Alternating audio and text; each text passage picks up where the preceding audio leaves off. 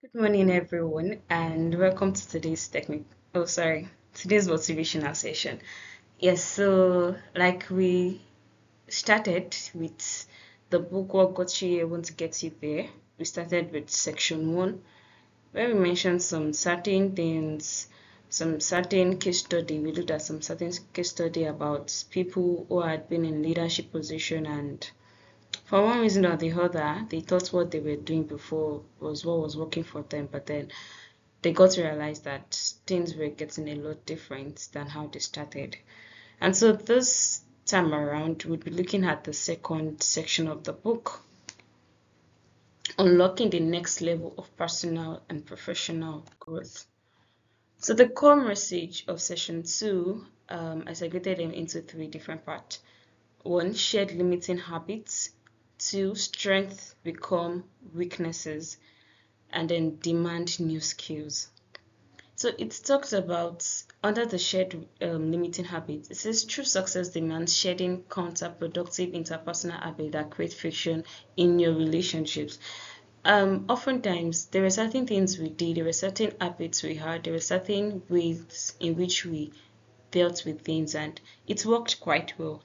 But then at some point, people outgrow it. At some point, it no longer works. So there is no one size fits to all. There is the need to evolve.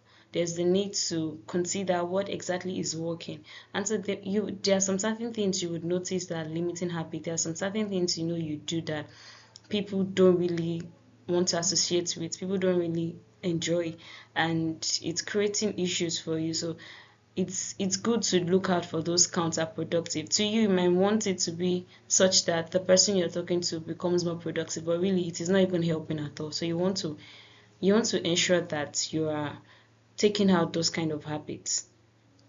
Also, strengths become weaknesses. This part was talking about the same thing that helped you get to where you are can also be the same thing that might bring you down. It says the very strengths that fueled your rise often become obstacles in the next phase of your career. Or it could be because you were always so up and doing, you were always so here and there, like jack of all trade. That was what got you to your present um standing currently.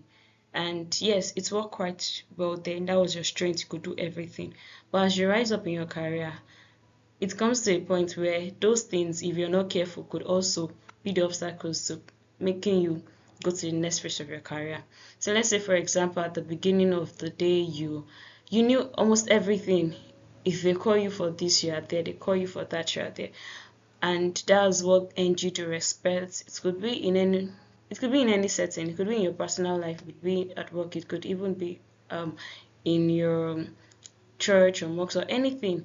And then at some point, if you don't learn to know what works now, okay, fine, you've gotten to that place where you want to be, but going forward, if you are to move forward, how will it help you? So if you are looking at the long term goal, you want to become this person, then you know that at that point you need to streamline yourself to focusing on some certain areas and no longer that jack of all trades that you were before. This is not about being a trader. I hope you get. And then demand new skills. Yes, growth requires developing new proficiencies, subtle communication and listening. There is the need for new skills. The same skills you had last 2, 3, 4 years ago might not be the same relevant skill that will help you in the focus you're looking at. And so there is the need to get new skills. Even it could be your previous skills, but probably an advanced level to it. But most important in all of those skills that you need to get is the part of communication and listening. You might have all the technical skills that you can get, you might have all the professional skills you can get, but if those two skills, they are very subtle, but if they are missing in your skill sets, that might be a great hindrance to how far you go. And so communication and listening, how well you can present your thoughts such that the other person don't feel offended. Effective communication, if I can put it at that. And then listening. It's good to want to talk about your perspective. It's good to want to let people know what you're thinking. But at the same time, the same way you want people to hear what you have to say, they also want to be heard. So if you're just the all talk and no listening, definitely you're also telling other people that, okay, when I'm talking, don't listen, because you're not listening to them. So the key insight from this whole core message is reaching the next level is less about acquiring technical knowledge and more about refining character and interaction. Key habits to overcome. And then the author, he identified some certain habits that we need to overcome, certain habits that, like I said before, shedding limiting habits. And he mentioned some of those habits. One of it is the need to win too much. The compulsion to win every argument, correct every mistake, or have the last word is a silent killer of collaboration and trust. It shifts focus from results to ego. Marshall Goldsmith argues that effective leaders prioritize listening and asking over immediate assertion. The impact: when you concede the small battles, you win the war for respect and engagement. When we are successful, we believe in a certain way of doing things, but that way of doing things is the very thing that could hinder future success. Now, this talks about the need to win too much. Like, it's fine to lose some arguments. It's fine to let some things go. You don't have to always be right. That's just the summary of it. Yes, you might be right, you're right, but the other person also thinks you're wrong. And if it's going to lead to a very big issue, why not just let it go, as far as it's not injuring the results that is to be produced. It doesn't have to be, oh, it is always a straight line. The other person could be saying a 9 and you're saying a 6. That doesn't mean that either of you are wrong, and doesn't also mean that either of you are right. But sometimes it just takes you letting go certain things. You don't have to always be the one winning every argument, winning every conversation, because this is a silent killer of collaboration and trust. The next one, surprising insights. The other one is the adding too much value trap. There's the one to win too much, where you always want to be the one that got the medal of winning the conversation. And then there's another one, the adding too much value, where even when not necessary, you will always have something extra to say. Now, this is not saying that you shouldn't always contribute. This is just saying that it shouldn't be every time that you correct every single thing. You offer unsolicited advice. Offering unsolicited advice, commentary, or minor corrections can inadvertently signal a lack of trust in your colleagues' capabilities. There are some certain things that you don't always have to ensure that, you prove a point. Yeah. Adding too much value isn't saying that you're not giving your job the perfection. It's talking now more about your relationship with others. You don't want to be seen as the person that you always have something negative to say now. So you're adding value, but to the person it is more like you're saying you're not doing well, you're not doing enough, I don't even trust your work. And so it's into three parts. It's the old way. Executive jumps in with solutions, fixing minor issues, and micromanaging details. Now the transformation, learning to pause, listen fully, and ask open-ended, empowering questions instead of giving immediate answers. And this takes me to the last positional session that Elizabeth gave us, and she was like, rather than jumping to conclusion, rather than objections, ask questions. And really, this part is just saying that most times we tend to want to just jump to conclusions, say, oh, this is what you did not do right. But really, sometimes it just takes to ask one or two questions, open-ended questions, not questions that you already know the answer you are waiting for. And once the person did not give the answer, it's an issue. And then the results. Teams are empowered, ownership is increased, and the leader's influence is significantly strengthened. So when you allow others give their input, you listen to others. Listen not to give a response, but listen to understand their perspective. It empowers the team, and even your leadership influence is significantly strengthened. And then the practical to the daily question. This simple yet profound accountability tool forces self-reflection on your impact on others. And it's good to ask this question: what behavior did I do today that pushed people away? Sometimes we could get so overwhelmed with the daily activities, but it's always good that probably at the end of the day, at the end of the week, what really did I do today that pushed people away? Probably just notice that someone just withdrew from conversation with you. Someone just decided not to just talk to you about certain things. And you know this is not the usual way the person does this thing. You might want to ask, what was that thing I did that pushed people away today? This encourages self-awareness. It forces you to move beyond intention and confront the reality of your actions and their impact. So this is not talking about, oh, I have a good intention. God seen my heart and I was just doing that of goodness of my heart. Hello? Nobody wants to know that. Really.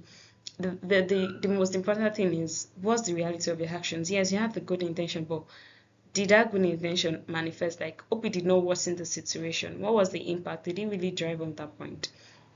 And also, it drives accountability. By focusing on one small behavioral change daily, you build momentum for transformation. That's why I love this book that talked about habits by Atomic Habits. Yes, I remember. And then it talks about just one little habit a day. It builds up, and before you know it, it becomes your entire lifestyle. And that's how powerful habits can be. So if you choose that, oh, today I notice this habit is what is causing the issue, and you focus on that habit for, let's say, a week, and then the next week you pick up another habit that you want to change and you focus on it, before you know it, people see in a brand new light. And then real world success. Leaders who commit to this are able to transform their leadership significantly. Okay, so this one is talking about like people that do this thing, that ask this daily question, that ask this question regularly, they're able to actually transform their leadership influence. You never can tell how much this will help you. You never can tell how much this will take you further. Visualizing your growth path. So there is the old habits, what it gave you, and then there is the new habits, what it would give you. So in the old habits, it's led to close opportunities. You might not know. Some people might have some other things they wanted to share with you, to tell you, but because they saw your reaction the previous time, they would rather just hold back. And the only thing you know is as good as what you knew before. You're not knowing anything further.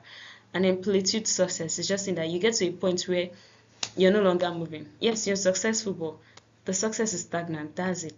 People are getting like a renewed success every time, but you, it's just that same old story of this and that. And then new behaviors, what does it do? It gives you an open horizon. You can think, you can explore more options, you have more contributions to you, you have things that you can look at in a broader perspective, and also it helps in expanded influence. If before people just respect you just because of, oh, you're at this point, at some point someone greater than that position might come in and you lose that respect. But if you embrace these new behaviors, it expands your influence. Even if you're not the top in that particular situation, people still respect you for how you treated them, how you related with them, and this just helps your leadership skill. Yeah. So your challenge: commit to change. Transformation begins with a single intentional step. 1. Identify one habit. Choose one of the limiting habits discussed today. Is it the need to win? Is it the adding too much value? And commit to eliminating it this week. Like I mentioned before, little changes. Pick one this week. Commit to eliminating it. And you would see how much it would help. And then apply the daily question. Use the daily question for self-reflection every evening to monitor your progress and maintain awareness. It's good to always reflect at the end of the day, away from the bustle and hustle of the whole street. And then probably just before you go to bed, or just when you feel so quiet, and you could just ask yourself, what really happened today? What were those things I did wrong today?